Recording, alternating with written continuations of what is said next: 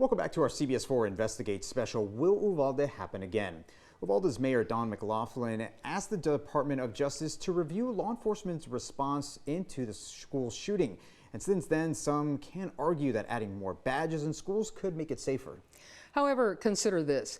In 1999, after the Columbine High School massacre, more schools pumped money and police into schools.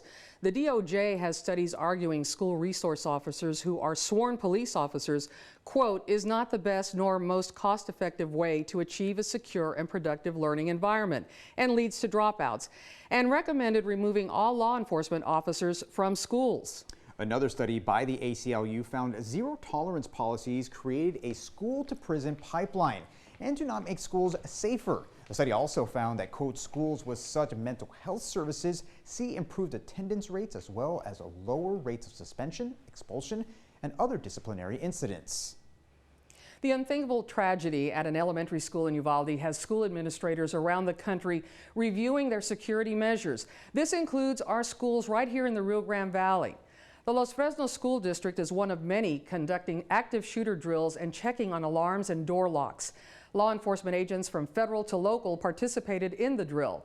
Los Fresnos CISD added 9 new police officers to its school police department in an effort to have officers on every campus. New initiative was adding an armed police officer at every single campus. So every single campus on day one will have an armed police officer stationed on that campus. While Los Fresnos has its own school district police department, some do not. Harlingen CISD is one example, but in a new move to create stronger school safety measures, Harlingen CISD has worked out an agreement to use off-duty Cameron County law enforcement on its campuses. This is a big change from what they've had in place for decades. This sudden move is happening because the Harlingen School District is on a deadline. Harlingen CISD was told by the city of Harlingen to start its own police department in 2 years.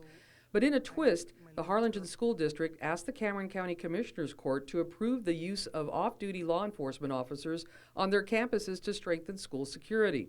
In light of what happened in Uvalde, I think a lot of school districts are looking at how can they do that. There's different approaches. I think one of the opportunities we have that we discovered ourselves is enhancing those partnerships. For over 20 years, the city of Harlingen has had an agreement to provide some officers to guard certain campuses. Currently, there are 4 full-time and 5 part-time officers who rotate their duties on high school campuses.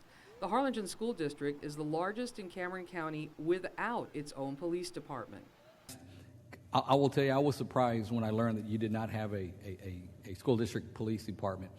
Is that something that you've been considering in the past? It hasn't been considered, and obviously there was a decision not to do it, but is it something that's been kind of in the works? Director of Emergency Management Danny Castillo told the Commissioners Court a school district police department might happen at some point, but not now. And what would be in the best interest of the taxpayers and where their money is going. And eventually, that's one thing that we've discussed, that I've discussed with our superintendent. We can't take that ultimate decision off the table. That may be something that we may choose to do or may be forced to do.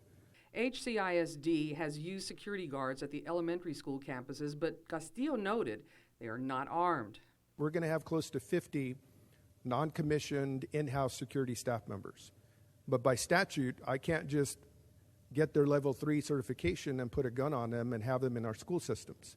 The hiring of off-duty armed officers will allow HCISD to have a real presence of law enforcement for the 18 elementary schools, 6 middle schools, and 7 high schools.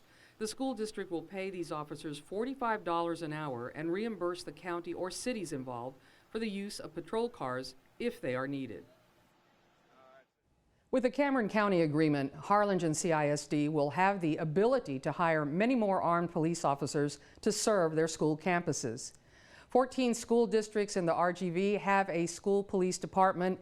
19, mostly smaller districts, do not. However, many school districts either hire security guards or make agreements with local law enforcement.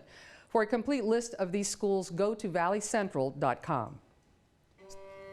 Still to come, a Valley lawmaker is taking on the role of getting results, what he says needs to change and how you can be a part of it.